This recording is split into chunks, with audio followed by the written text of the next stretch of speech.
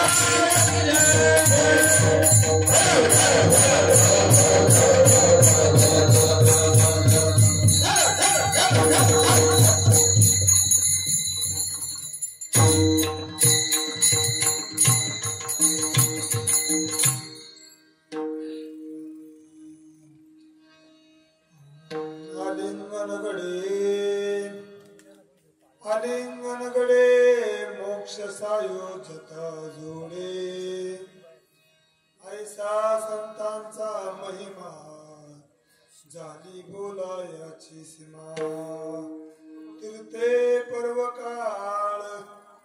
तीर्थे पर्वकाळ अवघी पाया पेसकड ऐसा संतांचा महिमा झाली बोलायाची सीमा तुका म्हणे देवा त्यांची केल्या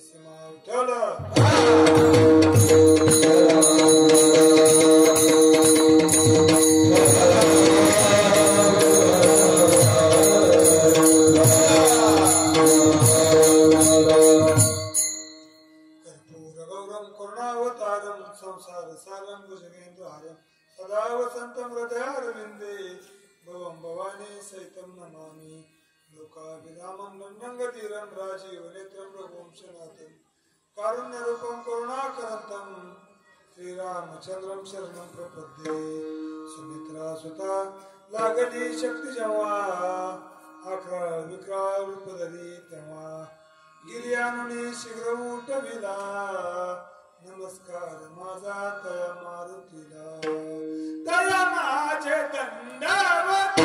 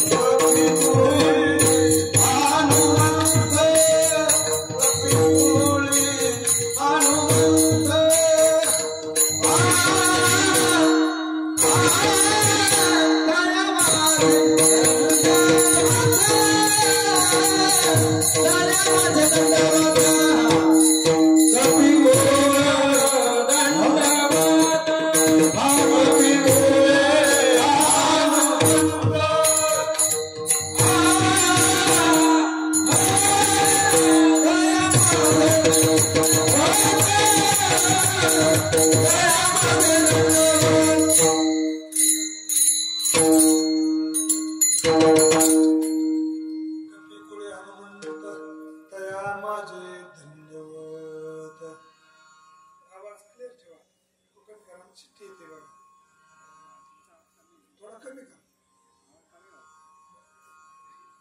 सच्चिदानंद रूपाय विश्वोत्पत्त्यादिहेतवे तापत्र विनाशाय श्री कृष्णाय वयं नमः समचरण सरोजं साधनेला बुधावं जगन्नीतपानिं मंडनं मंडनाना तरुण तुलसी माला कंदनं कंचनेत्रं सदैवदासं विठ्ठलं चिन्तयामि पांडुरंग करू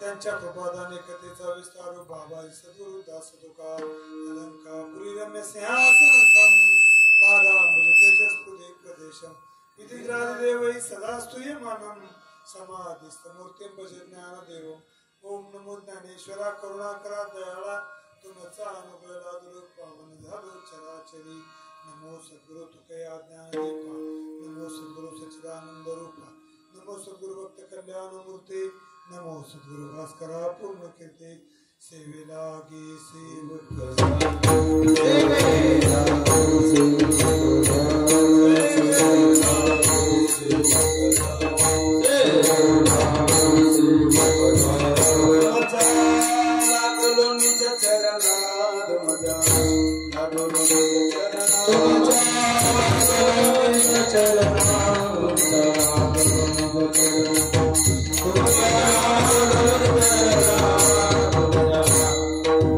Ah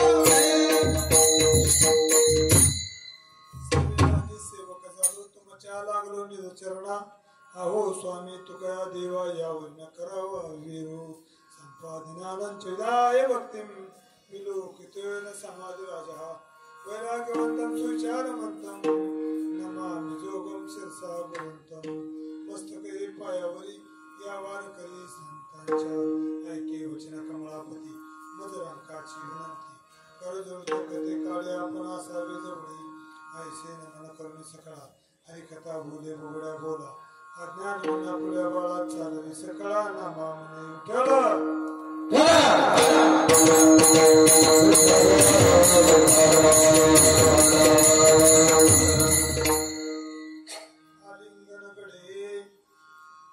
आलिंगनगडे मोक्ष सायुज्यता जोडे ऐसा संतांचा महिमा झाली बोला याची सेवा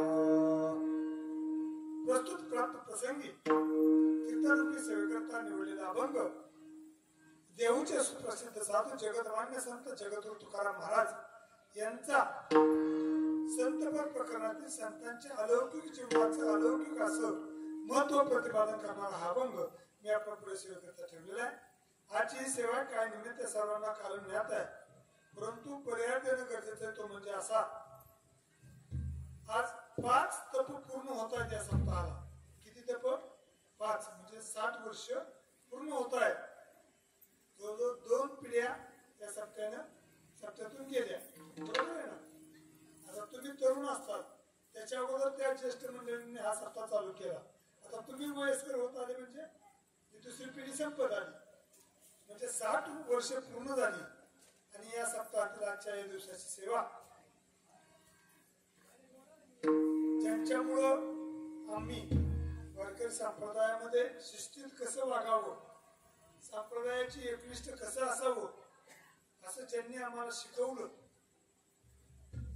नवे नवे आम्हाला रागे भरले असतील, बोलले असतील, जर रस्त्यातून बाजूला जात असेल तर त्यांना ते सहन झालं नाही।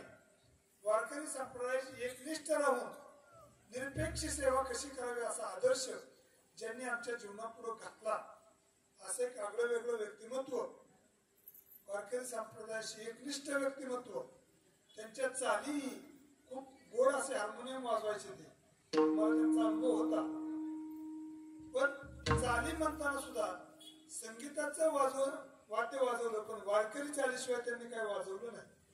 असे गोड असणारे गायक, गोड असणारे एकनिष्ठ व्यक्तिमत्व आदरणीय आत्मारामजी जगताप बापू यांचा प्रथम पुण्यस्मरण, आणि त्यांच्या पुण्यस्मरणाच्या निमित्ताने त्यांचे चिरंजीव आमचे गुरुबंधू असणारे हनुमंत महाराज जगताप सर यांनी विनंती केली, बापूंच्या पुण्यस्मरणाच्या निमित्ताने तुम्हाला यावं लागेल, असे त्यांनी मला आदेश दिला आणि सेवकी करावे सांगितले काम या न्यायानं।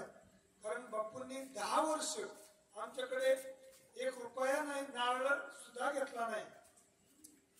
गावाने कपडे घेतले सुद्धा कपडे मला गावाचे नको, नाहीतर मी परत येणार नाही, अशी निरपेक्ष वृत्तीने ज्यांनी सेवा केली त्याचे साक्षीदार आदरणीय आप्पा आहेत, आमचे शंकर महाराज काळे आहेत, गायकर बाबा, तुमचे परत जगदाळे महाराज, ही मंडळी त्यांच्या बरोबर यायची, आणि दुसरे वैकुंठवासी भुजबळ बाबा हे बरोबर असायची मंडळी, ते नेहमी आमच्याकडे यायचे।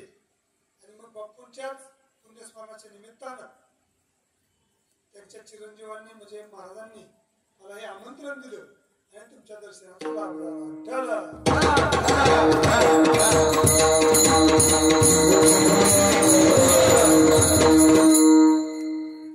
ही अभंगातून जगद्गुरु तुकोबर आहे, संतांच्या अलौकिक असणाऱ्या जीवनाचं महत्व सांगतात। संतांचं जीवन अलौकिक आहे, संतांचं असणं मामासाठी जगतामध्ये किती मौल्यवान आहे, खूप असं मौल्यवान संतांचं जीवन आपल्या समोर असणार। तुम्हाला त्या संतांचं दर्शन झालं बघा, तुमच्याकडे त्यांचे कीर्तन असायचे, आदरणीय वैकुंठवासी स्वानंद सुखनिवासी रामचंद्र बाबा निकम यांची कीर्तन असायची। त्यांचं जीवन काय अलौकिक होतं हे मी पुढे तुम्हाला सांगेलच, परंतु असे अलौकिक जीवनाचा सहवास तुम्हाला लाभलेला आहे, आणि त्यांच्या सहवासात आल्यावर काय आनंद असतो हा या आनंदाला वर्णन करता येईल करता येणार नाही। या आनंदाशी जोडा, कारण असा आनंद संतांच्या जीवनामध्ये मिळतो। म्हणून या संतांच्या जीवनाचं वर्णन जगद्गुरु तुकोबाराय करतात. आलिंगन गडे मोक्ष सायुजिता जोडे, म्हणजे त्या संतांची भेट व्हावी. भेट झाल्याच्या नंतर त्यांचं आपल्याला दर्शन व्हावं. दर्शन झाल्याच्या नंतर त्यांचं आलिंगन घडावं. आणि आलिंगन घडलं, त्यांचं आलिंगन आपल्याला भेटलं की फायदा काय होईल? मोक्ष सायुज्यता जोडे, म्हणजे 4 मोक्ष आहेत. त्यातील सगळ्यात महत्वाचा मोक्ष असणारा सायुज्यता मोक्ष, युज्यती म्हणजे जोडणे, हा देवाशी जोडून ठेवणारा हा मोक्ष, तो तुम्हाला त्या ठिकाणी प्राप्त होईल. हे कशामुळे होईल? ऐसा संतांचा महिमा झाली बोला याची सेवा, म्हणजे हे काय?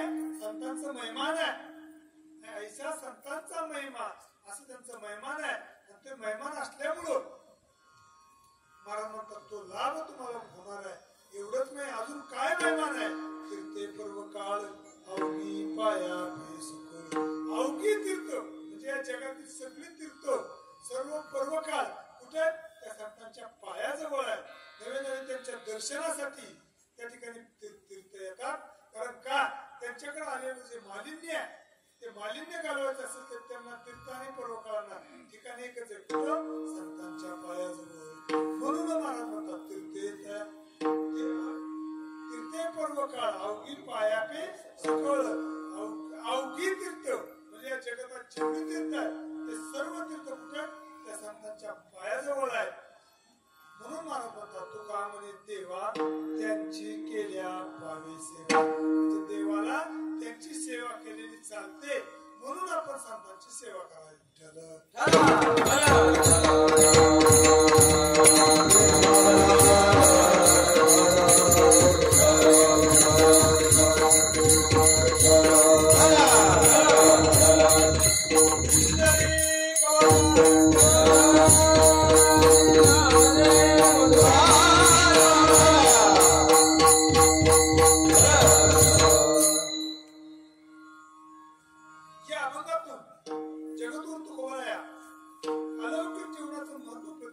संतांचं जीवन अलौकिक आहे. जीवनच अलौकिक नाही तर मायबाप त्यांची भेट सुद्धा अलौकिक आहे. त्यांच्याशी त्यांचं आपल्याशी आपल्या जवळ असणं हे सुद्धा आपल्या दृष्टीने अलौकिक आहे. कारण संत महात्मे आपल्यात असले तर ते आपल्याला ओळखू येतात का? सहजासहजी ओळखू येत नाही. ज्याप्रमाणे जगद्गुरु तुकोबा सांगतात दयाची अंगे निगे दाखलोनी एका मूल्य ध्वनी मागू नये, म्हणजे या जगतामध्ये ते संत महात्मे आणि तुम्ही आम्ही एकत्रच असतो. आपल्यासारखे दिसतात, दोन्ही दिसती सारखे, बरोबर जाणे तो बालकी, म्हणजे संत महात्मे आपल्यात असतात, आपल्या जवळ असतात. आपल्याला ओळखू येतात का? कारण आपल्या वारकरी संप्रदायामध्ये अनेक वारकरी ज्येष्ठ अशी मंडळी, सेवेदारी मंडळी आपल्यातून निघून गेली, पण आपल्याला ते ओळखू आले नाही. काही ओळखू येत नाहीत. जवळ असतील तर अजिबातच ओळखू येत नाहीत. कारण आपल्याला त्यांचं जवळ असताना त्या ठिकाणी त्यांची किंमत आपल्याला कळत नाही. हे आपलं दुर्भाग्य आहे बाप. अनेक अशी महात्मे आपल्या संप्रदायामध्ये होऊन गेले, ते आपल्या जवळ असताना सुद्धा आपल्याला ओळखू आले नाही. त्याचं कारण आहे, कारण ते ओळखायला सुद्धा पुण्य लागतं मायबाप. संत महात्मे ओळखायला काय लागतं? पुण्य लागतं. आणि ते पुण्य असेल तरच आपण त्यांच्या जवळ जाऊ शकतो. महाराज सांगतात दयाची अंगे निघेन दाखलोनी एका मुले दोन्ही मागू नये. दही आहे, दह्यातून 2 पदार्थ निघतात. कोणते? एक ताक आणि दुसरं लोणी. मला सांगा लोण्याची किंमत आणि ताकाची किंमत एकत्र होईल का? जर एखाद्याने ताकाची ताक लोण्याची किंमतीला मागितली तर लोक काय म्हणतात? त्याला काय कळत? पण आता तसं नाही माय बापू. अहो आमचं दूध म्हणजे आमच्या गायांचं दूध पाण्याच्या बाटलीच्या बरोबर चाललं. हे कलीचं महिमान आहे. काय होईल भरोसा आहे का? शेतकऱ्यांची अवस्था वाईट आहे. आपण इकडे विचार करतो त्या किंमतीने होणार नाही, परंतु आमच्या दुधाची किंमत पाणी न घातलेल्या पाण्याच्या बाटलीपेक्षा कमी होते. काय करायचं? हे दुर्दैव आहे. मला सांगण्याचा मुद्दा आहे, दह्याच्या अंगामध्ये 2 पदार्थ निघतात. दह्याची अंगे निघे ताक लोणी, म्हणजे ते ताक आणि लोणी निघतं. ताक कशाला म्हणायचं? ज्याच्यात काहीच ताकद राहिली नाही त्याला काय म्हणायचं? ताक. डॉक्टर काय म्हणतात? ज्याला भाताचं शीतही म्हणजे पेज, भाताचं पेजवणी त्याला दिलं तेही पचत नाही, म्हणतात न्या घरी. लोक म्हणतात नाही नाही आता करा, ताकाचं तरवणी पाजा. खूप काय दिवस जगले ते जगले म्हणतात ना. म्हणजे ज्याच्यात काहीच ताकद नाही त्याला काय म्हणायचं? ताक. ताकाची किंमत आणि डोळ्याची किंमत बरोबर होत नाही.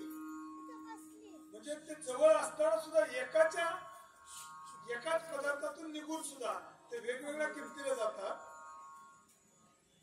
तसंच आहे पृथ्वीची या पोटी हिरागार गोटी संसाठी करू नये. एखादा म्हटला हिरा आणि शेतामध्ये गारगुट असते, आता तुम्ही पाहिली का नाही मला माहित नाही, परंतु हिऱ्यासारखी चमकते आमच्या शेतामध्ये खूप. आणि त्यातली त्यात तुम्हाला सांगतो हा चैत्र महिना आहे. चैत्र महिन्यामध्ये अशा उन्हात जायचं तर ती गारगुट अशी मोठी धरून बघायची, ताकद नाही, हातच लाल करते ती गारगुटी, अशी ती गारगुटी आणि उन्हात अशी चमकते. एखाद्याने जर नवीन पाहिली तर तो नक्कीच म्हणेल हा हिरा आहे. परंतु हिरा आणि गारगुटीची किंमत होईल का? होणार नाही. आकाशाच्या पोटी चंद्र तारांगणे दोषी समान पाहू नये. म्हणजे आकाशामध्ये चंद्र आणि तारांगण आहेत, मग त्या तारांगणांना त्या चांदण्यांना आपण चंद्र समजलं चालेल का? चालणार नाही.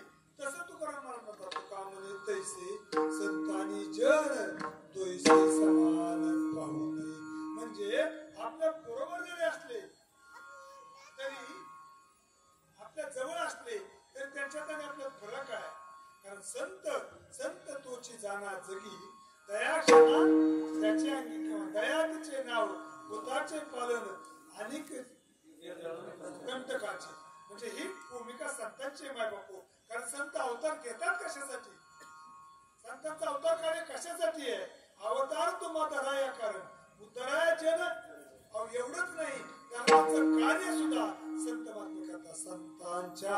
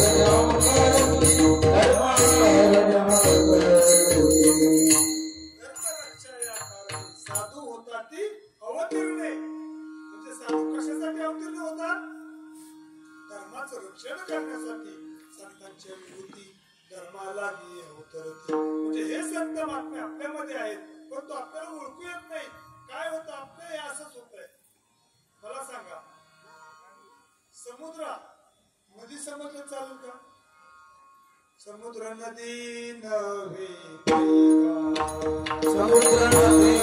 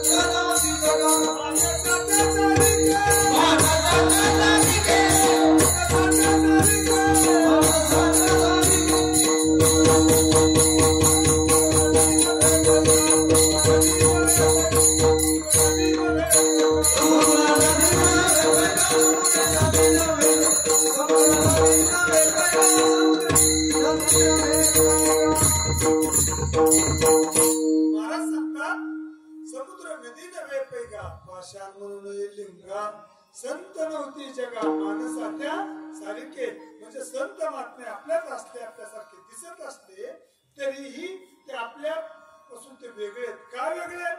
कारण त्यांचा उद्देश जीवनामध्ये आणि आपला उद्देश वेगळा आहे. कारण येथे उपकारासाठी आले गरजा वैकुंठी तेही स्वतःहून येतात. संत महात्मे स्वतःहून येतात आणि आपल्याला यावं लागतं. हा त्यांच्यातून आपला फरक आहे. मायबाप येथे उपकारासाठी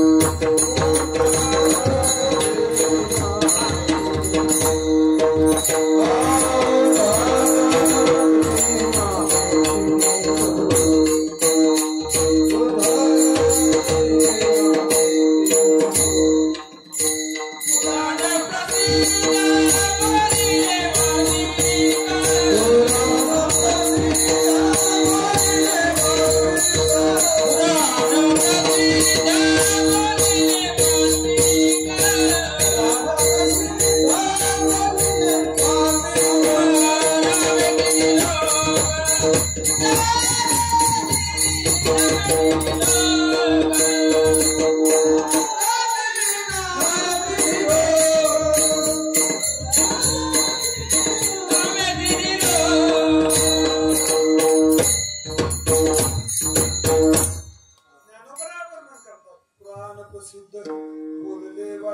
सुख नामे तिन्ही लोक उद्धरती, म्हणजे आपले तिन्ही लोक आपले त्या ठिकाणी उद्धार होतो.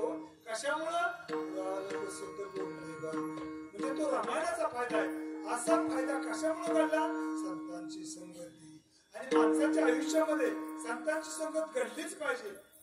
आणि संतांची न करता दुर्जनाची घडली तर लेखनाच्या संगे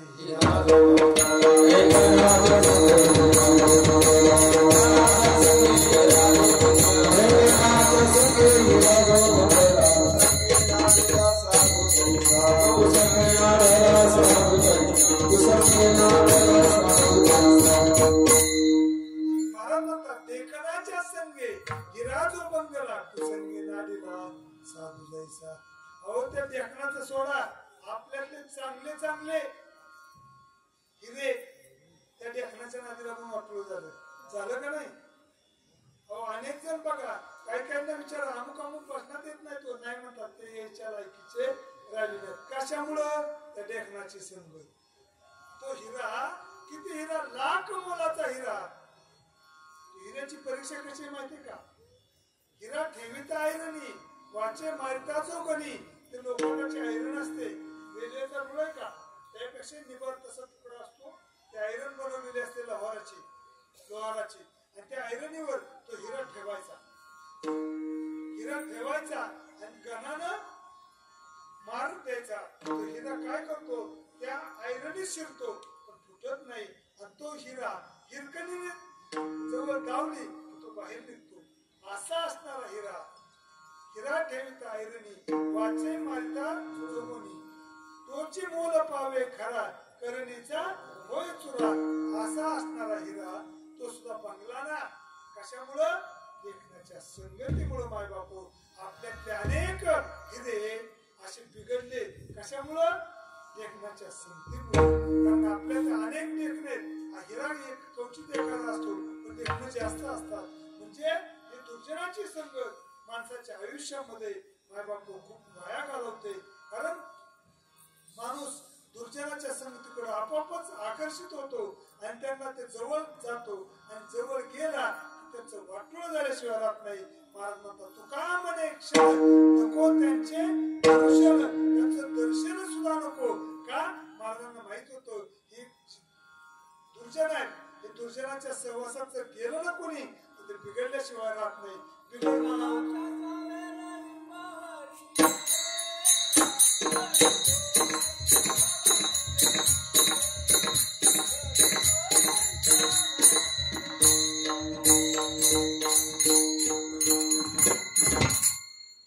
चांगले थोडं इकडे पाहिजे. द्राक्षाचा वेल कडुलिंबावर गेला, कडू का झाला? संगतीमुळे. म्हणजे संगतीमुळे द्राक्ष सुद्धा मला सांगा लाख मोलाचे आता किती महाग मिळतात. पण औषधाच्या फवारणीमुळे खाऊ वाटत नाही, तो भाग सोडून द्या. तर ते द्राक्षाचा वेल कडुलिंबावर जर गेला तर काय होतं? त्या ठिकाणी कडू होतो. म्हणजे असं आपलंही घडतं. म्हणून नाथ मला सांगतात खळाची संगती उपयोगासी नये पणापणा पाय त्याची संगती. म्हणजे त्यांच्या जवळ गेलं की घात करतं. नारद भक्त सूत्रामध्ये नारद सांगतात तू संग सर्व दैव त्याचे आहात. म्हणजे त्यांचं दर्शन कधीच नको. महाराज म्हणले ना तुका म्हणे क्षण नको त्यांचे दर्शन, त्यांचं दर्शनच नको. ते लांब जाऊ द्या, आमच्या जवळ नको. कारण का? कारण ती संगत खूप त्रासदायक आहे. माय बापू तुमचं सोडा पण आम्हाला इतका त्रास करतो अशा संगतीचा. आम्ही जर एसटीने प्रवास करत असो आणि आता आज कसा इथला बाजार होता, असे बाजार गाड्या आमच्या वाट्याला असतात. ग्रामीण भागामध्ये पूर्वीच्या काळामध्ये असं पद्धत होती. गावचा बाजार असला आपल्या तर त्या आजूबाजूच्या गावाला एसट्या बाजार गाड्या जायच्या. सकाळी यायची आणि संध्याकाळी मुक्कामाला लोकांना सोडवा द्यायची. आणि ती बाजार गाडी आमच्या वाट्याला, मोटरसायकल नव्हती आणि बाजार गाडीने आपलं कीर्तनाला निघालो होतो. हातात पिशवी निघालो. आता बाजार गाडीला लोक असतात कोणती मै भुली गरजाने बात कळलं का तुम्हाला? प्रमाणात सांगितलं म्हणजे मी घरी जायची विसरलो वाट अशी लोक. मग ह्याने त्याने हुडकून आणायची चला चला एसटी असे म्हणून ते एसटीत त्यांची गर्दी भरणा केला. आणि मी आपलं वाट काढत गेलो. एका बाकड्यावर बसलो तेवढ्यात एक आला त्याचा वास येत होता. पण आता नाही सरकारी गाडी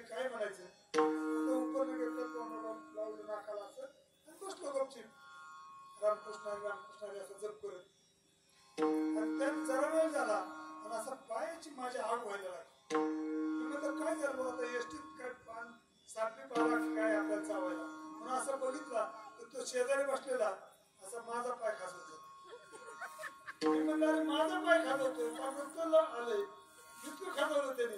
तो म्हणला मग माझा कुठे गेला.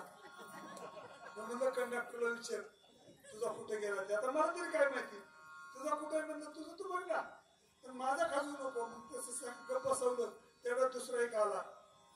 आणि एक वैशिष्ट्य आहे बघा ते पेनर गणित ना त्यांची प्रमाण अचूक पाठ असतात आणि भजने प्रमाण विसरतो पण ते गणित टायमिंगला प्रमाण द्यावं. मला चांगला अनुभव आहे आमच्या गावाकडला तिकडला नाही पहिल्यांदा चालू इथे. आणि मग तो आला हातात पिशवी होती.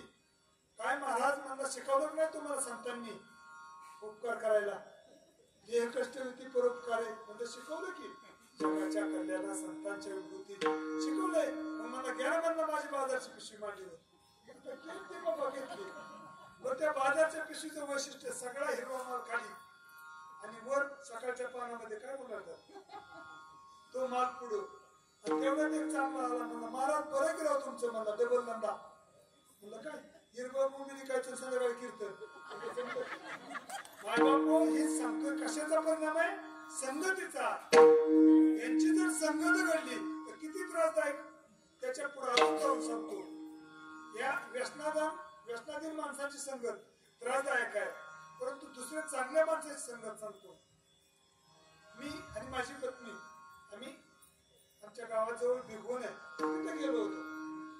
तिथे जवळ गेलोय या कपड्यावर राहणं लोक म्हणतात महाराज तुमचं लय चांगलंय तुम्हाला सगळं रोज एक रोज खायला वेगळं वेगळं मिळते. लोक हिनवतात तुम्हाला अनुभव असेल महाराज खूप हिनवतात परंतु येही कपडे घालून राहणं एवढं सोपं नाही. ते लय सहन करावं लागतं त्याला इतक्या सहजासहजी ते नाही. त्यासाठी उदाहरण सांगतो तुम्हाला घडलेलं बरं का खोटं सांगत नाही. तिथं गेलो पत्नीला एका दवाखान्यामध्ये सोडलं आणि मी पुढे गेलो. ते एका बाईने तिला विचारलं माझा अशी कपडे बघितली म्हणजे फेटा नव्हता डोक्यावर टोपी धोतर नेहरू आणि पत्नीला विचारलं हे कोण तुझे सासरे का. मी आलो माघारी माझी पत्नी म्हणली ती बाई म्हणली तुम्ही हे सासरे का. म्हणलं बाई नशीब पटका नव्हता डोक्यावर तर सासराच म्हणलं.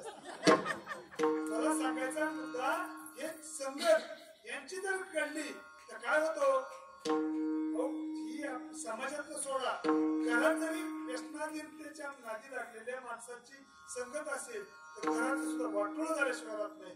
कसं तुम्हाला सांगतो आमच्याकडं माता भगिनींना एक व्यसन आहे मिसरी काटक्या तुमच्याकडे आहे का माहित नाही. ती मिसरीची मला एक विशिष्ट अशी पद्धत आहे. अशी घ्यायची सिमेंट कसं घालण्यात घेतो थापीसारखं अशी थापी भरायची 3 थाप्या हाणायच्या राहिलेला गोळा करायचा आणि दर्जा भरायचा. आणि त्या बिचाऱ्या माऊलीचं एक वैशिष्ट्य आहे अंगावर 10,000ची जरी साडी असली हात असा पुसणार आणि उंबऱ्यात बसणार. उंबऱ्यात बसल्यावर चेहरा पावा करण यायला 1 मिनिट लागतो. तो करण आला की मग तेवढ्या मुलानं सांगावं आई दूध उतू गेलंय. मग ती माता माऊली कळत जाते हो तर दुधावर शेठ साई आणि जावाई खूप आवडीची गोष्ट. मग तोंडातला म्हटलं कसाच आणि जाऊ सगळं वाटलं महाराज सर खोटं वाटलं तुम्हाला आम्ही जातो बऱ्याच ठिकाणी जातो पण चहा घेत नाही. दूध विचार करावा लागतो त्या मावशीच्या दात आहेत का नाही त्याच्या म्हटलं दाखवा त्यात. जेवण करताना मुलगा सांगतो विचारतो आई दुधात काळं काय आहे. ती आई म्हणते दुधात चुलीतलं काळं पडलं आता त्या आईच्या देवातच नाही गॅसवर आहे सगळं. म्हणजे मला सांगण्याचा मुद्दा आहे या ज्या गोष्टी ही काळाची संगत आहे खूप त्रासदायक आहे. म्हणून संगत घडावी कुणाची संतांची संगती मनोमार्ग गती संगत संतन की करना संगत संतन की करना संगत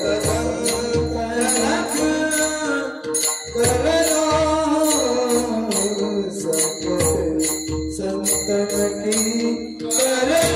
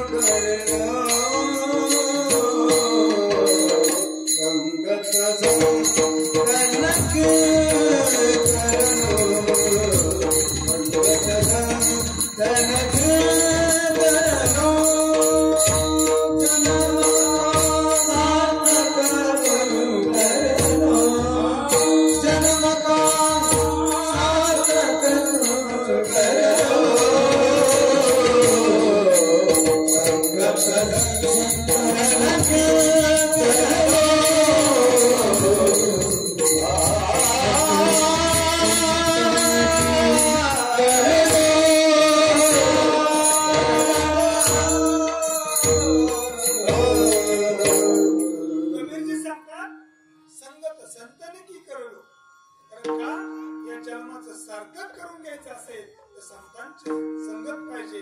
संतांची संगती मनोमार्ग गती आकळावा श्रीपती येणे बनते. म्हणून संतांची संगत माय बाबू आयुष्यामध्ये आपल्या जीवनामध्ये असावी. म्हणून आपण ते प्रयत्न केले पाहिजे. मग ती संतांची संगत संतांची भेट होते का? सहजासहजी भेट होते का? बहु अवघड आहे संत बेटी बरी जग जेती करुणा केली. म्हणजे भगवान परमात्म्याने जर कृपा केली तर ती भेट आपल्याला होईल. नाहीतर तशी भेट होईल का? होऊ शकत नाही. कारण बहु अवघड आहे. जगद्गुरु तुकोबारायचं अवघड म्हणत असतील तर तुम्ही आम्ही काय सोपे म्हणणार का? आपल्याला तर बहु त्यांच्यापेक्षा कित्येक पटीने अवघड आहे. कारण ही संतांची संगत आहे. मग बहु अवघड असणारी संत भेटी संत संगत आपल्याला होते का? होते. पण कशाच्या जोरावर? त्या ठिकाणी काही पुण्य लागतं. पुण्य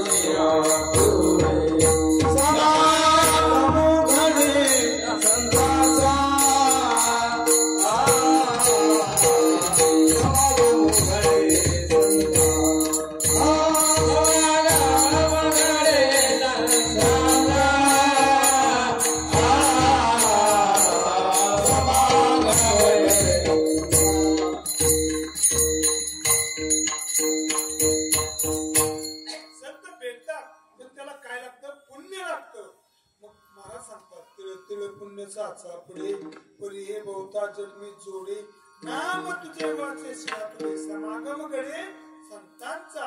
म्हणजे तिळा तिळा एवढं पुण्य. मग पुण्य कोणतं? सकाम पुण्य आणि निष्काम पुण्य हे दोन पुण्याचे प्रकार पडतात. मग सकाम पुण्य कोणतं? सकाम पुण्य आपण एखाद्या गोष्टी देवाला केलेलं नवस अमुक होऊ दे अमुक करू दे सकाम झालं. आणि निष्काम पुण्य कोणतं? आपण व्रत एकादशी सोमवार हे व्रत करतो हे निष्काम आहे. पंढरीची वारी निष्काम आहे. आळंदीची वारी निष्काम आहे. संतांचे कोणत्याही संतांकडे आपण तीर्थाला जायची वारी आहे ना ही निष्काम पुण्यामध्ये. मग हे निष्काम पुण्य जर आपल्या जीवनामध्ये असेल निष्कामतानुपजे दृष्टी नाथ महाराज म्हणतात अनंत पुण्य कोट्यानं कोटी.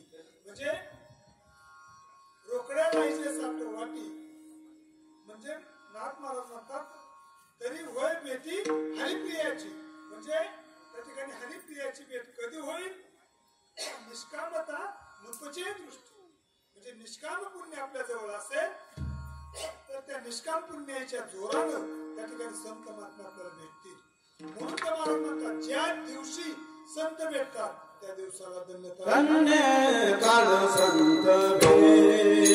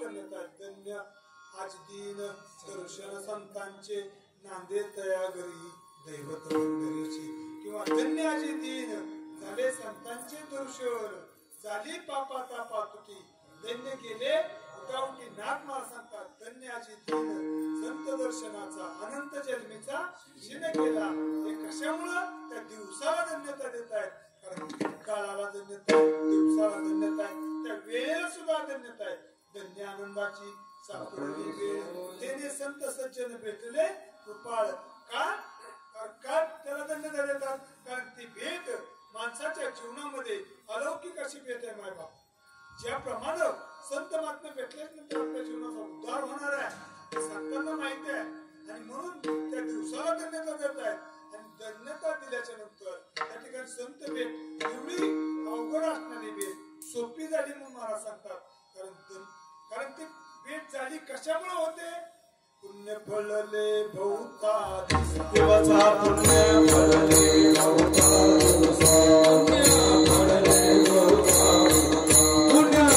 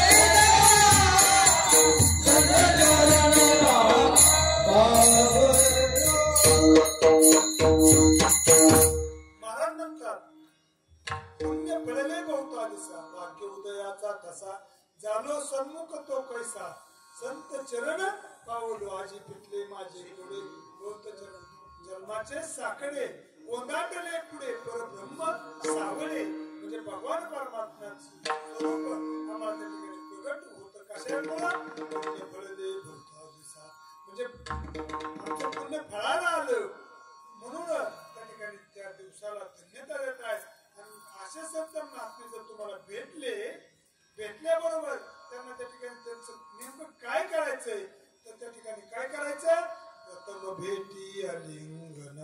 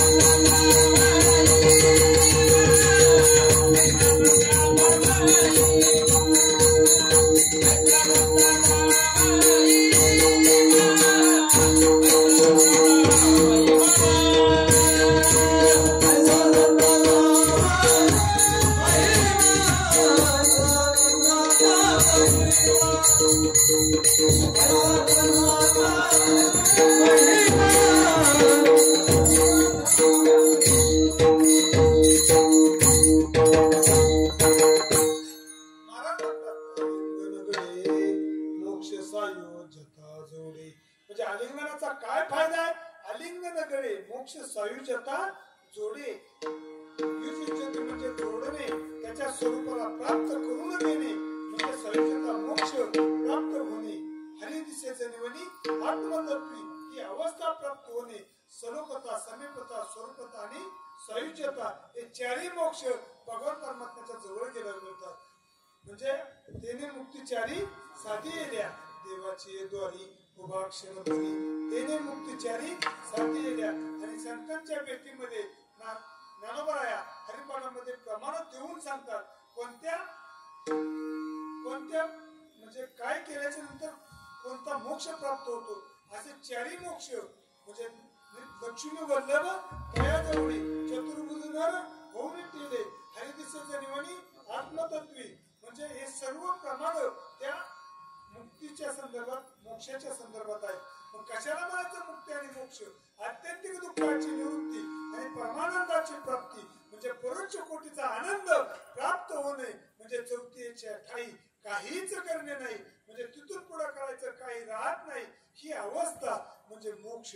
मला सांगा आपल्यातल्या किती जणांना पाहिजे मोक्ष? हा कोणीच म्हणणार नाही. सगळ्याला घरी जायचंय, सगळे गाड्या लावणार थोड्या वेळाने. मला तुमच्या तुम्ही धावताना नवल नाही, मी सुद्धा म्हणणार आहे माझ्या गाडीची वेळ झाली. कारण प्रत्येकाला वाटत नाही. या ठिकाणी बसल्यावर वाटतं आम्हाला देव प्राप्त व्हावा, संतांच्या जवळ जावं, परंतु मनाभावापासून वाटतं का? वाटत नाही. कारण सुखे करावा संसार ही आपली अवस्था आहे.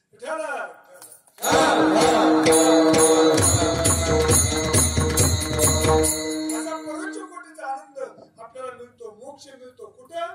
पंढरपूरचे वारकरी, पंढरीचे वारकरी ते अधिकारी मोक्षाचे. पुंडलिके दिला वर करुणा कर विठ्ठले म्हणजे तो पुंडलिकाला तो वर दिला. मग पुंडलिकाला वर मिळाला. त्याने काय केलं होतं? मायबाप केवळ काशी तेने न जावे तीर्थासी. पुंडलिके काय केले? परब्रह्म उभे केले. त्याने काय केलं? विशिष्ट अशी काय सेवा केली का? फक्त आई वडिलांची सेवा केली. पण आपलं दुर्दैव नाही बापू, आपण आई वडिलांची सेवा नाही करत. आई बाप वृद्ध अवस्थेत झाले की आपण आता त्यात आम्ही शेतकऱ्याची मुलं म्हणजे तुम्ही इथे जी छोटे मोठ्या पदावर आहेत ते सांभाळतात आई बापाला. पण मोठे अधिकारी झाले की आई वडील कुठं? वृद्धाश्रम. तिथं त्यांना वाटतं पर्याय चांगला आहे, तिथं सांभाळतात. माय बाप हो गुराढोरासारखं हो तिथं भरती केलं जातं. मला सांगा त्या आई वडिलांना खरंच आनंद वाटत असतील का? ज्याप्रमाणे म्हटलं जातं कटकटाचे करती पितर, त्याप्रमाणे आई वडील सुद्धा वृद्धाश्रमात गेल्यावर तसं म्हणत नाही, तरी म्हणतात माझा बाळ मला भेटायला कधी येईल. मी माझ्या आयुष्यामध्ये एकदा वृद्धाश्रमात गेलो होतो. तिथे गेलो अशी धोत्रावरली सगळी बघितलं की लोक म्हातारी माणसं अशी त्या ठिकाणी पटापट आमच्याकडे गोळा झाली. विचारू लागली कस काय आलाय काय नाही म्हणलं आपलं सहज वृद्धाश्रमामध्ये चौकशी करावी म्हणून आणलोय. बरोबर काही खायला नेलं होतं ते त्यांना दिलं, चर्चा केली आणि तेवढं ते एक आजीबाई काठी टेकीत त्या ठिकाणी आली. ते येत होते असे उभा मोडलेला होता. मग मी जवळ गेलो, म्हणलं आजी काय एवढं धडपडताय? नाही म्हणजे बाळा मला वाटलं माझा नातू मुलगा धोत्रावर आला की काय म्हणून आले म्हणजे बघायला.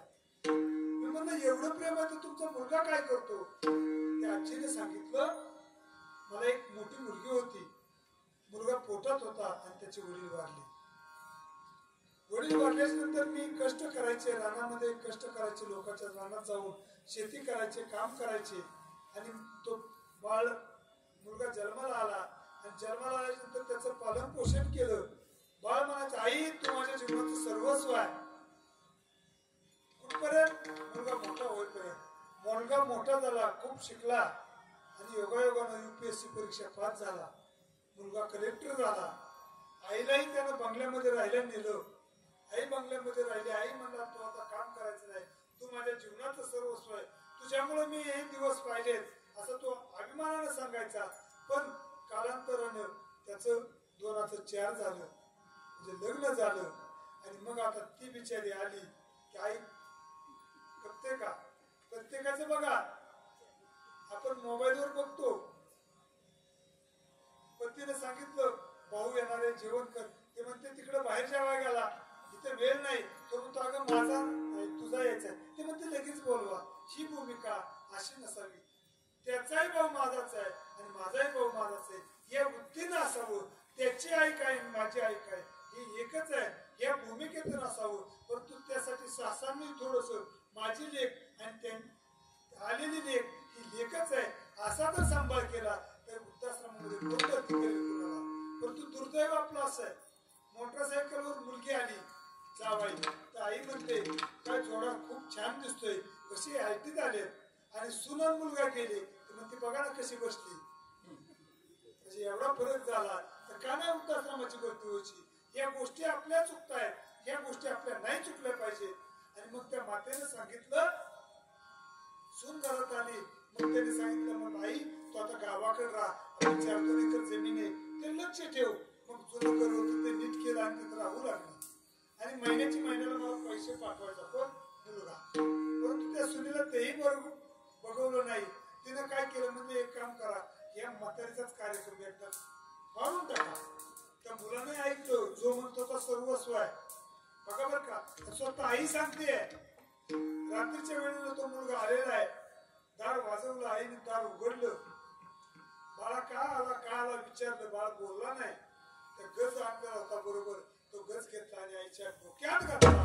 सुदैव असं तो डोक्यात बसायच्या खांद्यावर बसला तो कुबा मोडला खांद्याचा असा. आणि ती आई डोळ्यात आणून सांगते त्या मुलानं तो गज घातलेला आहे. मी तसे रक्ताच्या थारोळ्यात पडली मुलगा निघून गेला. सकाळच्या पारी लोक बघतायत आजची काकड्याला कळाल्या नाही म्हणून बघायला गेले तर आजी रक्ताच्या थारोळ्यात पडल्यात बेशुद्ध अवस्थेत आहे. आणि मग तिला मुलाला फोन केला मुलगा फोन उचलत नव्हता. मुलीला केला मुलगी आली दवाखान्यात नेलं नीट केले आजी व्यवस्थित झाली. आणि त्या आजीनं त्या मुलीला सांगितलं बाई पाहुण्याच्या दारात किती दिवस राहू मला वृद्धाश्रमात टाक. मला इथं नको आहे वृद्धाश्रमात टाकलं मी इथं राहिले पण मला वाटतं माझा मुलगा मला भेटायला यावा. असं अंतकरण कोणाचं आहे ऐशी कळवळ्याची जाती करी लाभावी न प्रीती सबसे बडी है माँ पगले सबसे बड़ी है माँ से बढ़कर कोई नहीं है दुआ देती है माँ पगले सबसे बड़ी है माँ. बापू संतांची सेवा देवाची सेवा आणि आई वडिलांची सेवा आपल्या जीवनात चुकवायची नाही. पुंडलिकाने काय केलं मला सांगण्याचा मुद्दा आहे. पुंडलिके काय केले परब्रह्म उभे केले आई वडिलांच्या सेवेने केलं. ही सेवा सुद्धा आपल्या जीवनात घडली पाहिजे म्हणून मला सांगण्याचा मुद्दा आहे. मोक्ष सायुज्यता जोडे मोक्ष प्राप्त करून घ्यायचा असेल आई वडिलांची सेवा आहे संतांची भेट आहे संतांची सेवा आहे आणि देवाची सेवा आहे ही आपल्या आयुष्यामध्ये असावी. मग आलिंगनाला फायदा कुणाचा झाला का एक दृष्टांत तुम्हाला सांगतो. आंध्र प्रदेशामध्ये जांगाई जिल्ह्यात कुरचलम या गावी एक महारोगाने पीडित असा भक्त राहत होता. सुदेव त्याचं नाव. त्या सुदेव असं त्याच्या अंगामध्ये किडे पडलेले होते जखमा झाल्या होत्या. ते किडे खाली पडले तो उचलायचा म्हणून तुमचं खाद्य तुम्ही खा असा तो सुदेव होता. आणि त्या गावामध्ये गौरंग महाप्रभू हे विश्वची माझे घर असं म्हणत त्या ठिकाणी नामस्मरण करत भगवान परमात्म्याचं कारण या जगतामध्ये फिरणारे ते साधू त्या गावात मुक्कामाला गेले. कुर्म नावाचा त्यांचा भक्त होता.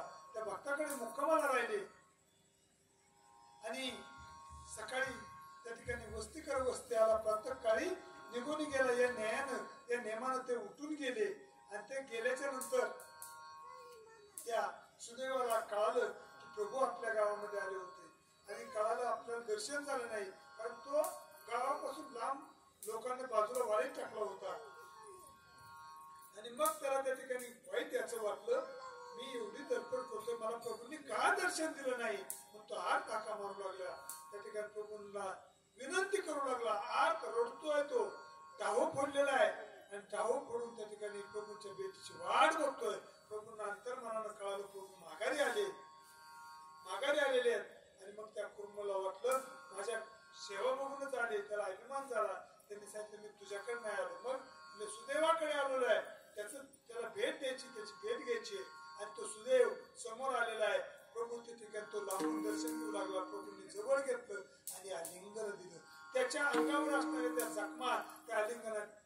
झाल्या गेल्या हो. आलिंगने संतांचे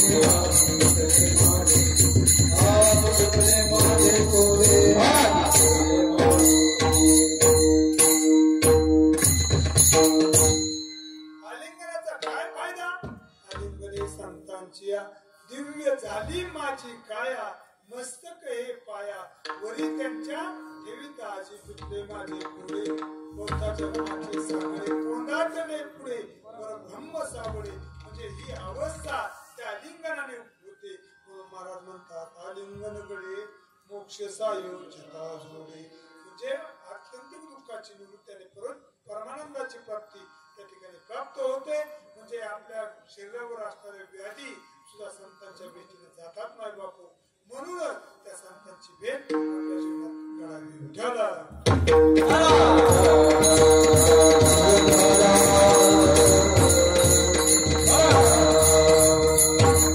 कामने धन्य झालो सुखे संतांची आलो लोटांगणी आलो दलबार जे कोणी म्हणजे लोटांगण सुद्धा त्यांच्या पायावर महाराज करतात का कारण त्या संत भेटीचं महिमान आहे. हा भंगाच्या दुसऱ्या चरणात ऐसा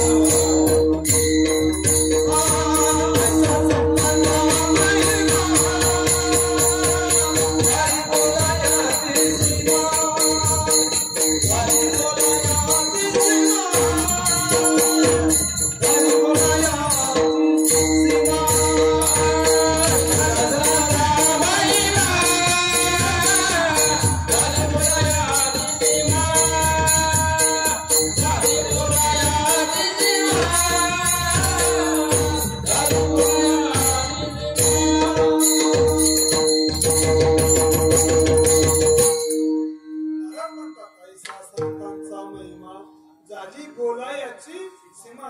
असं काय महिमान आहे? कारण हे जे आतापर्यंत ऐकलं हेच महिमान आहे.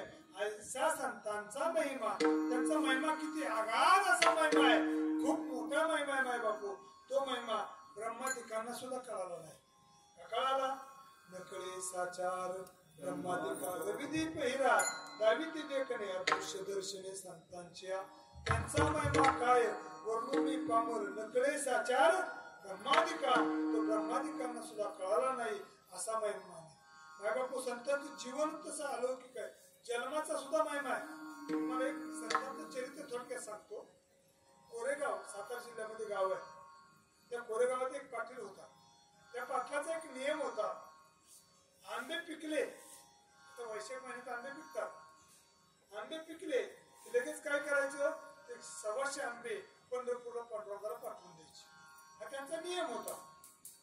मग त्यांनी काय केलं, ते वाहतूक करणार तो काळ होता 700-750 वर्षापूर्वीचा तो काळ. आणि मग वाहतूक करायची कामं कोणी करायचे, ते गावामध्ये तो समाज होता.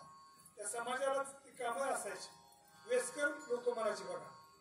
आणि मग त्यांनी ते काम सांगितलं. गावात एक प्रकाश आणि सावित्री पती पत्नी राहत होते. त्यांना मुलगा नव्हतं, परंतु पांडुरंगाचे भक्त होते. त्या प्रकाशजींना विचारलं, बोलवलं, तुम्ही असं असं काम करताल का? त्यांनी सांगितलं, का नाही. म्हणजे मुलं एकट्याला जायचं नाही, माझ्या पत्नीलाही पाठवा. मग म्हणजे काही हरकत नाही. ते दोघांकडे दिलं. 125 आंबे ते दिले, मोठाले आंबे हो. आता आपल्याकडं वेगळी पद्धत आहे. देवाला द्यायचं म्हणलं की कसं असतं, दुकानदाराला विचारा. देवाला देण्याच्या खडका वेगळ्या, सुपाऱ्या वेगळ्या, ते हळकुंड वेगळी, खोबऱ्याचं तुकडं सुद्धा वेगळं, किड पडलेलं, म्हणजे सगळं देवाला. अहो ते दुकानदार देतो म्हणून सोडून द्या. आपण तर काय करतो, देवाला नारळ फोडला, चांगला निघला कोणाला? आपल्याला. खराब निघल्या पावला, नारळ पावला. मग हे भूमिकेत राहिले देव पावल का? मग त्या पाटलांना असे मोठे आंबे 125 आंबे दिले. खूप ओझं होतं. आता बरोबर सगळी शिदोरी सगळंच बरोबर त्या आंब्याचं त्या ठिकाणी त्या डाला डोक्यावर असे बदल करत त्या ठिकाणी पंढरपूरच्या जवळ गेली. योग बघा, त्या वाकरीला 15 समीप आले 2 कोस. त्या ठिकाणी 2 कोस जवळ आलेले आहेत. आणि आल्यावर वैशाख शुद्ध एकादशी होती. त्या एकादशीच्या दिवशी मग त्या पंढररावानं काय केलं माहितीये का, एका वृद्ध असं ब्राह्मणाचं रूप घेतलं आणि त्या प्रकाशजींची भेट घेतली. म्हणजे ब्राह्मण आहे मी, मला भूक लागली, काहीतरी दे ना मला खायला. तर म्हणलं बरोबर सगळं, पण मला द्यायचा अधिकार नाही, कारण हे पत्र आहे. ते पत्र वाकडा लिहिलंय, त्यामुळे मी देऊ शकत नाही. देवा माफ करा म्हणला. ब्राह्मण देवाला म्हणला. मग ते पुढे गेले. पाठीमागून पत्नी येत होती. आता ती आताची पती नव्हती बरोबर चालायला. आताचा काळ नाही, तो जुना काळ होता. आगमाग होत्या. आणि मग ते आईसाहेब आल्या, सावित्री आईसाहेब. त्यांनी त्या ब्राह्मणाने विनंती केली. त्या म्हणल्या, जाऊ द्या, काय व्हायचंय ते होईल, परंतु ब्राह्मणाची भूक भागू. मग त्यांनी ती डाल खाली ठेवली, सोडलं, एक आंबा दिला. आंबा दिला आणि ती परत बांधलं आणि डोक्यावर घेतलं. तेवढ्यात ते थोडस खाल्लं होतं. आंबा चाखला होता त्या देवानं, त्या ब्राह्मणानं. तो आंबा चाकलेला आहे. अरे अरे म्हणला, आंबट आहे आंबट. हे म्हणला, घेतोय तुला मागाय. कोण म्हणला? तो ब्राह्मण स्वरूपात असणारा तो पांडुरंग परमात्मा. मग त्या आईसाहेबाने काय केलं, आता माघार देतोय म्हणल्यावर त्यांनी ओटी केली. ओटी कशाला म्हणतात माहितीये ना? आपण ओटी भरताना ओटी. आता अवघड झालंय हो, सांगावं लागतंय ओटी. कारण काय पदरच राहिला नाही तर ओटी कुठून न्यायची? कारण नाथ महाराजांनी पूर्वी सांगितलं, लोहीचा पदर आला खांद्यावरी, माफी मागून बोले. जनाबाईंचा का? जनाबाईंचा असेल, कारण आम्ही गवळींच्या नादी लागत नाही जास्त. अभंग पाठ बऱ्यापैकी, पण गवळी कमी पाठ आहे. आणि मग लोहीचा पदर आल्या खांद्यावरी, माफी मागून बोलतो, तिथून खाली येऊन देऊ नका माय बापू. कारण आता त्या पदरात एवढी मोठी ताकद आहे माय बापू. तो पदर असेल, डोक्यावर घेतली पदर घेतली माता, बघा काय अवस्था, भारदस्त स्त्री दिसते. नाही सांगत, देशाच्या राष्ट्रपती होत्या प्रतिभाताई पाटील. कधी पदर पडलेला दिसला का? कुंकवाचा टिळा, पदर डोक्यावर, त्या थाटात जीवन जगल्या. असं काहीतरी असावं. मग त्या आईसाहेबाने ते ओटी घेतली, ओटीत तो आंबा घेतला आणि असा खोसला. पद्धत आहे बघा शेतकरी मातांची. असं खोसायचं कारण रानात शेतात काही भाजी गावली ना असे ओटीत घ्यायचे आणि असं पदर खोसलेला असतो, बरोबर ना. आणि मग तसं त्यांनी तो आंबा ठेवला आणि त्या बोज घेऊन गेल्या, पंढरपूर मध्ये गेल्या. आणि गेल्यानंतर त्या प्रकारजींनी अमुक अमुक बडवेमध्ये त्यांच्या नावचं पत्र आहे ते त्यांना पोच करायचंय. आणि मग त्या ठिकाणी मोजून घ्या, ते बडवे आंबे मोजतायत.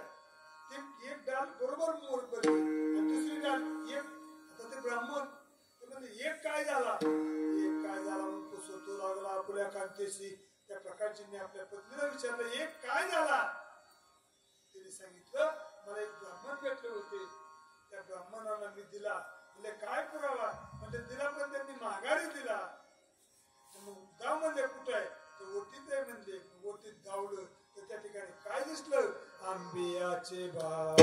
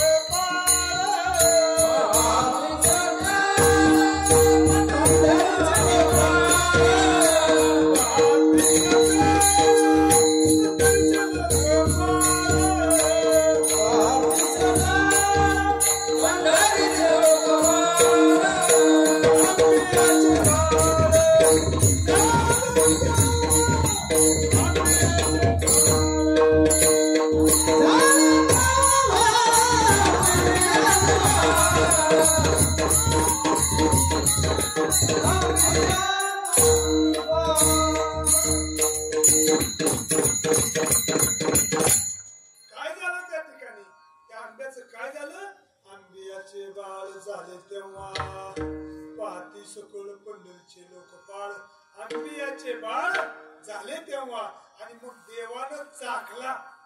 देवानं खाल्ला म्हणजे चाखला म्हणून त्याचं नाव काय ठेवलं, चोखोबा. हे संत चोखोबा यांची जन्माची कथा नाही बापू. ऐसा संतांचा महिमा अजून महिमा त्यांचा सांगतो. एकदा काय झालं, इंद्र सभेमध्ये अमृत विटलं. अमृतही विटे ज्ञानोबराय म्हणतात. अमृत विटत ते विटलं. मग नारदांना विचारलं आता काय करायचं. नारद म्हणजे चाला पंढरपूर मध्ये जायचं आणि पांडुरंगाकडे जर गेलं ना त्या ठिकाणी तुमचं अमृत शुद्ध होईल. एकादशी होती. आता एकादशीला पंढरपूर परमात्मा कुठं, नामदेव कीर्तन कधी तिथे देव. मग त्या ठिकाणी नामदेवरायांच्या कीर्तनात भगवान परमात्मा असतोय. कारण त्या कीर्तनाची ताकद होती. नाचता नाचता देवाचा गळा पितांबर सावध होई देवा असे कबीर. म्हणजे ही ताकद त्यांची होती, आपली नाही. आपल्या कीर्तनात असं काय होणारही नाही. देव येईल पण आलेला आपल्याला तो मागच्या सकट मला दिसणार नाही. कारण आपली ती भावनाच नाही. किसळ या भावनेला आपण करत नाही. त्या भावनेला आपण प्रयत्न केला पाहिजे. एकादशीचं कीर्तन नामदेवरांचं चालू वाळवंटात. मग कीर्तन संपलं तेवढ्यात इंद्र हे देवा बघा ना तेवढं हे गमलं म्हणले आता वेळ नाही. कीर्तन संपलं की जागर चालू झाला. जागर काय आपल्याला बसून नाही, उभा राहून बसेल, रात्रभर बसेल, नियमाचे अभंग. मग ते जागर हातात असतो बघा. आणि मग ते जागर संपला की लगेच सुरू झाला वाळवंटापासून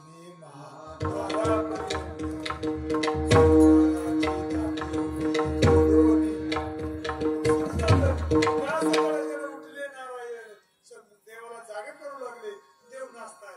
मग ते म्हणजे आता नाही म्हणजे थांबा अजून वेळ नाही, वेळ आहे. तेवढ्या देवाने अगोदर सांगितलं होतं चोखोबरायांना म्हणजे तुझ्या घरी जेवणाची पंगत. आता देवाने सांगितलंय मग तिथं काय कमी का. रिद्धी आल्या चोखियाच्या घरी, रिद्धी चोखोबरायांच्या घरी आलेल्या. आणि मग त्यांनी त्या ठिकाणी आल्याच्या नंतर आता त्या रिद्धी करायला म्हणजे काय कमी का तिथं. ऐसा संतांचा महिमा. आणि मग तेवढ्यात आता पंगती बसल्या. 15वा अध्याय सुरू झाला आणि इंद्रदेवाला म्हणतोय देवा तेवढं बघा की आमचं तू तरी वाजवा. असं कोण इंद्र म्हणतोय म्हणजे आमचं बघा. मग त्या ठिकाणी ती अमृताचा घट होता. गेले इकडे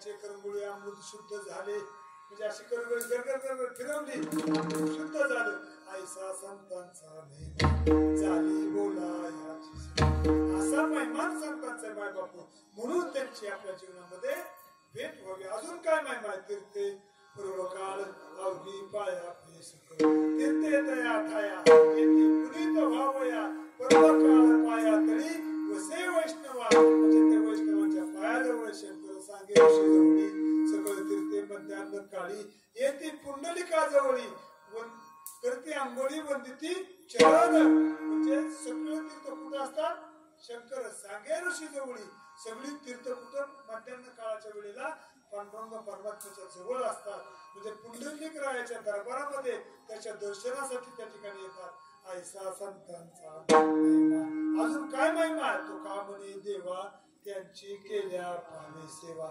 ऐसा संतांचा महिमा म्हणजे देव सारावे पुरते संत पूजावे आणते म्हणजे देव सारून संतांची पूजा केली ते देवाला आवडते आणि नाहीतर एखादा म्हणला थांबा संत देवाची पूजा चालू आहे मग देव म्हणतात तसं नाही तसं केलं तर मग जर फुलं वाहिली ती फुलं डोक्यावर दगड आणण्यासारखी येती दगड जायचे वरी म्हणजे फुले जर वाहिली तर काय दगड डोक्याला आणले असं देवाला वाटतं म्हणून देव सारावे पुरते संत पूजावे आणते हे कशामुळं ऐसा संतांचा महिमा झाली बोला याची सीमा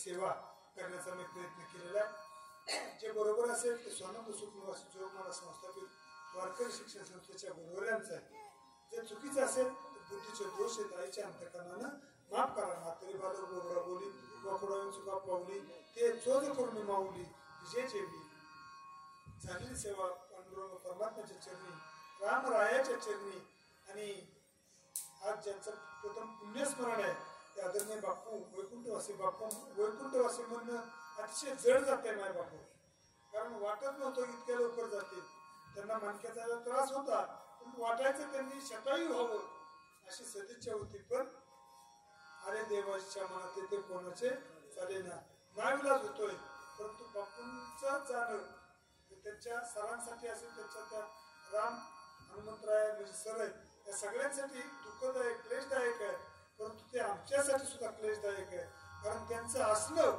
ते इथं होते तरी फोनवर आम्हाला दम द्यायची फोनवर सूचना सांगायची तुम्ही हे करताय का हे का करत नाही मग सगळ्या गोष्टी ऐशी कळवळ्याची जाते असे बापू होते मग त्या बापूंनी तुम्हालाही बऱ्यापैकी आता तुमची कल्याणकर धर्मशाळा आळंदी अहो एवढ्या जुन्या काळात त्यांनी दूरदृष्टीने ते बांधकाम करून ठेवलं सगळ्या गोष्टी व्यवस्थित केल्या आज तुम्हाला तिथं राहायला आनंदाने जाऊ शकता आणि इथंही तुम्हाला तुमच्या बरोबर ते भाषणात असायचे अतिशय सगळ्यांना चांगले मार्गदर्शन करणारे व्यक्तिमत्व गेले दिगंबर विश्वविभूती राहिल्या त्या कीर्ती जगा माझ्या वैराग्याच्या गोष्टी सांगितलेल्या कानी आता ऐसे कोणी नाही ही झालेली सेवा बापूंच्या चरणी मी समर्पित करतो आणि या ठिकाणी सेवेला पूर्ण विराम देतो तुकाराम